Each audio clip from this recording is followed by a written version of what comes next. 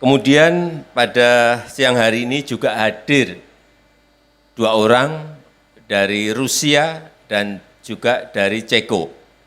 Pak Daryanto sama Pak Suryo ingin jadi warga negara Indonesia lagi enggak? Sudah direncanakan, Pak. Kalau Pak Suryo pengen kembali.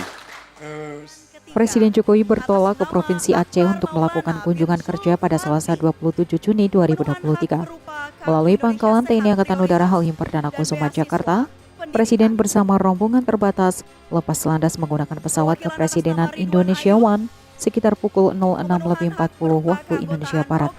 Setibanya di Bandar Udara Internasional Sultan Iskandar Muda Kabupaten Aceh Besar, Presiden langsung melanjutkan perjalanan dengan menggunakan helikopter Super Puma TNI Angkatan Udara menuju Kabupaten Pidie. Di sana Presiden diagendakan untuk meluncurkan program pelaksanaan rekomendasi penyelesaian non-yudisial pelanggaran hak asasi manusia yang berat di Provinsi Aceh yang diselenggarakan di Rumoh Gedong, Kabupaten Pidie. Yaitu Bapak Suryo Martono, ini dari Ceko, dan juga Bapak Sudaryanto Priyono dari Rusia. Boleh naik ke panggung, Pak? Beliau ini datang jauh dari Ceko dan dari Rusia. Yang saya tangkap, saya belum berbicara dengan beliau-beliau ini banyak, baru ketemu di sini. Yang saya tangkap saat itu ada beasiswa untuk para mahasiswa, betul Pak? Ya, betul. Iya. Dan dikirimkan dari Indonesia ke Rusia maupun ke Ceko. Kemudian ada peristiwa 65, beliau-beliau ini tidak bisa kembali ke Indonesia. Bayangkan, masih mahasiswa. Mungkin Pak Suryo Martono bisa bercerita pendek. Ya, pada waktu September 30, 65 terjadi sesuatu peristiwa di Indonesia yang menyangkut adanya kudeta di Indonesia, dan apa yang kita terima adalah bahwa kudeta itu didalangin oleh Bung Karno. Dan buat saya pribadi itu sangat tidak masuk akal, sebab Bung Karno waktu itu sudah menjadi presiden dan dengan kedudukan yang kuat. Pak Suryo saat itu umur berapa? Saya waktu itu umur 20, itu tahun 65 berarti 22. Umur 22, 22 menjadi mahasiswa di mana? Di Ceko. Universitas di Ceko. Ya, yaitu Sekolah Tinggi Ekonomi. Sekolah Tinggi Ekonomi di Ceko, atas beasiswa dari negara. Dari negara lewat Kementerian PTIP, Perguruan Tinggi dan Ilmu Pengetahuan. Dikirim oleh negara lewat PTIP, Ya. atas semuanya biaya negara. Iya. Iya.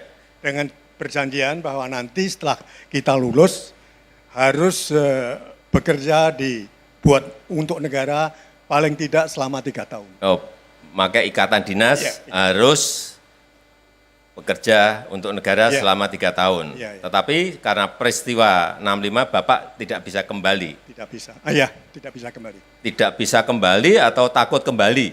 Tidak bisa kembali karena saya dicabut paspor. Saya dan 16 teman-teman di PPI Cekoslowakia waktu itu Dicabut semua paspornya? dicabut semua karena kita tidak mau menandatangani persetujuan atas terbentuknya pemerintahan Yang baru? yang baru. Oke. Ya. Kemudian Pak Suryo Martono sekarang umur berapa? Dulu umur 22, sekarang umur berapa? 80. 80? Ya, bulan Desember. Kelihatan masih 40. Terima kasih. Pak Sudaryanto, dulu juga sama, dikirim oleh negara dari beasiswa. Saya dikirim oleh oleh Departemen Koperasi dan Transmigrasi Indonesia. Dikirim oleh Departemen Koperasi. Ya, kemudian menjadi mahasiswa di Institut Koperasi Moskow. Sekolah di Institut Koperasi Moskow. Ya, atas beasiswa pemerintah Uni Soviet. Oh, yang memberikan beasiswa pemerintah Soviet. Ya. Oke. Terus?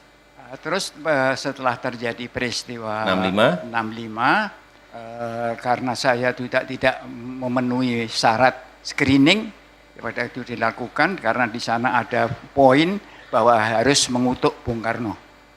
Ini yang langsung tidak saya terima, dan akhirnya dalam seminggu sesudahnya saya menurut surat pemberitahuan bahwa paspor saya sudah dicabut dan saya kehilangan kewarganegaraan. Kemudian Bapak sampai sekarang tinggal di Rusia, Ya. di Moskow. Ya, sesudah itu saya mendapat jaminan dari pemerintah Uni Soviet untuk tetap belajar dan menyelesaikan pelajaran di sana, kemudian dikasih pekerjaan sampai sekarang. Tapi saya sekarang sudah pensiun, jadi sudah meninggalkan arena. Saya sempat untuk menjadi dosen di Universitas Koperasi Rusia, menjadi dekan, dan telah mengadakan beberapa kunjungan ke Indonesia, mengadakan beberapa pembicaraan dengan universitas-universitas di Indonesia, membaca sedikit informasi dan Indonesia. Jadi hubungan dengan Indonesia sesudah tahun 2000 kembali normal. Ya, kemudian pemerintah Indonesia memberikan kesempatan untuk bisa mengunjungi Indonesia di mana diperlukan. Pak Daryanto sama Pak Suryo ingin jadi warga negara Indonesia lagi enggak? Sudah direncanakan, Pak. Soalnya saya bukan sendirian, jadi sudah punya tiga cucu. Punya keluarga ya, besar. Dan ada 3 cucu, jadi istri dari Rusia. Ya. Wah, bawa ke Indonesia kan belum tentu mau gitu ya? Ya belum tentu, tapi kalau diyakinkan saya kira bisa. Oh. Kalau Pak Surya pengen kembali? Saya belum punya rencana karena situasi yang semacam ini buat saya kejutan. Saya tidak mengira bahwa bisa terjadi langkah-langkah di dalam saya masih hidup. Ya. Terus terang saja, ini adalah suatu saat yang bersejarah, bukan saja buat saya sih sudah bukan apa-apa lagi. Yang terutama yang dari buat generasi muda, iya, maju ke depan. Ya, jika ingin kembali jadi WNI, ya, saya gembira dan kita semua saya kira gembira. Terima kasih. Untuk menunjukkan bahwa memang negara ini melindungi warganya. Terima kasih, Pak. Pak Daryanto, Pak Suryo, terima kasih. Silakan kembali. Terima kasih, Mbak. Terima kasih. Terima kasih. Ya, negara kita Indonesia memang negara besar, jadi ada peristiwa yang mengikuti juga. Kadang-kadang peristiwanya baik, tetapi juga ada yang tidak baik. Dan saya kira normal di negara-negara lain juga pasti memiliki sejarah-sejarah seperti itu. Oleh sebab itu, sekali lagi, pemerintah memiliki niat yang tulus atas rekomendasi dari BPHAM untuk menyelesaikan pelanggaran hak asasi manusia berat di negara kita Indonesia.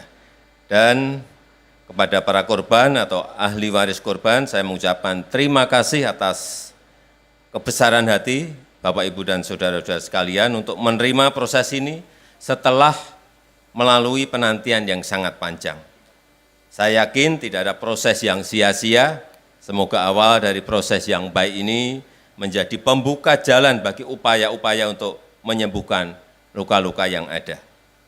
Awal bagi terbangunnya kehidupan yang adil, damai, dan sejahtera di atas pondasi perlindungan dan penghormatan pada hak-hak asasi manusia dan kemanusiaan.